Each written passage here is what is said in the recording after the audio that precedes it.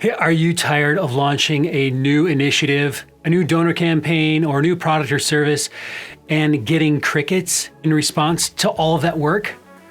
Well, what if there was a way that you could reduce that risk of falling on deaf ears while also unlocking new opportunities to innovate within your organization? Hey, welcome back to Unlocking Innovation. My name is Kedron Rhodes. If you are looking to deliver new value to your organization, then you've come to the right place. This is where I share my 20 plus years of experience helping leaders just like you deliver new value to your customers, to your teams, and to your organization. And I'm so glad you're here.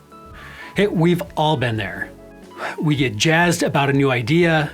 We have lots of meetings. We align all of our efforts and energy towards launching a new idea, and then it just falls flat.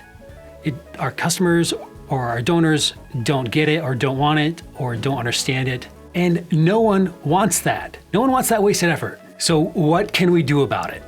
One opportunity is through research. I spend a lot of time in the software world, and we call this user research. But you can think of this in whatever context you're in, whether it is donor research, customer research, client research, whoever you serve, whatever vocabulary that you use to describe those that you deliver value to, insert there. So if I call it user research, interpret it in whichever light makes sense for you, the idea is going to be the same. So I want to give you a really high level view of what user research is so that you can begin to think through how you can go about doing this kind of research yourself. So user research is exactly what it sounds. It is about getting out and talking to your customers. It's about observing customers. It's about understanding your customers or your users at a deeper level. It's not sitting behind a desk, imagining what your users are doing, imagining what your customers want, or imagining what your donors value. Again, we're trying to mitigate risk of doing all of this work for nothing. So in order to figure out what kind of work should be done, let's go talk to those that we're actually serving so they can inform the work. They can give us insights into what to do next, where to go next, and how we can serve them better. So when you set out to do user research on your own, one of the first things to consider is, what is the research objective? What is it that I'm trying to learn out of this? Form a hypothesis. Now you have to be careful when you form a research hypothesis that you're not leading yourself to the conclusion that you want. So don't frame the hypothesis in a way that is just going to confirm what you desire to be true. And it is their ideas, their behavior, their thoughts, their motivations that value and ought to shape how we service them. Form a hypothesis or form a research objective. What is it that you're trying to learn? Be honest about the actual question so that you can be open to actually hearing an honest feedback. Now, I like to think of user research through 4 different lenses. The first is qualitative, the kind of research that delivers stories. And then there's quantitative, the kind of research that delivers numbers. And then there's research that focuses on understanding the attitude of our users or our donors, our customers.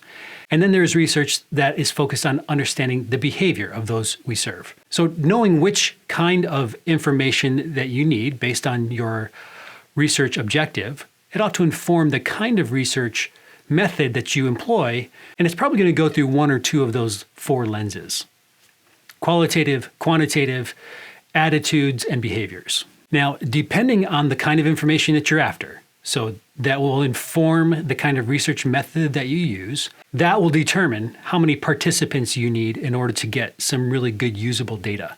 If it is numbers-based or quantitative-based research, you're going to need likely a lot more people to participate in the research method so that you can see statistical patterns or statistical relevance. If it is a story-based or qualitative research method, or you're trying to understand attitudes or behaviors in a non-numeric way, then you'll need less research participants. So get your research participants aligned with the kind of research that you're going to conduct. And quite often, that method will inform how you key the data. So if it is a interview-based research method, you're going to key off of language or off of observations. If it is a survey type of research method, you're going to key off of the data points surfacing within the survey. As we key the data, we're going to see a handful of findings. We're going to see some themes that surface. These findings are observable things within the data, whether it is a qualitative or quantitative attitude or behavior-based research method, you're going to start to see some themes. These findings will then inform insights. So the findings are the fact bits, the things that we can observe, and the insights are the reasons behind them. And that is the real value of doing user research, is we want to understand the why. If we can understand why a user, a customer, a donor behaves in a certain way, or what drives them to think and behave in that way, we can design solutions for them in that way that satisfies those needs and behaviors. So there we have 4 lenses in which to think about user research, kind of the results of that activity as you engage with real human beings. What kind of things do they surface? Findings that lead to insights. Those insights will lead to questions that you can then ask your counterparts as you share these research findings within your team, within your organization. These insights will form themselves as questions. And then you can decide as a team which of these questions or which of these insights are worth pursuing. Those insights are the thing that help us mitigate that risk of pursuing the wrong idea. So there's a really high-level overview of user research. What problems does it solve for you in your organization? And there's enough information here that you can get started on your own. But hey, if you get stuck, or if you want to take your user research up a notch and really get some deep insights into those that you're trying to serve, feel free to reach out. You can shoot me an email at kedron@kedronrhodes.com. Visit my website, kedronrhodes.com, and there you can find more information on how to get hold of me. I would love to help you bridge that gap of understanding who your customers are, what do they really need or want from you, and map that back to real solutions and use those creative insights to unlock innovation in your organization. Next up, I want to share with you some research methods that map back to those 4 different lenses in which we look at research through. So we'll look at some methods.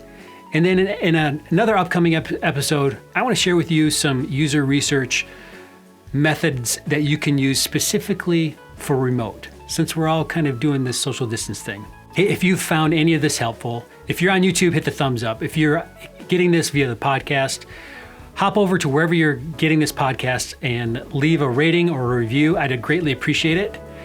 And I look forward to having these conversations with you down the road.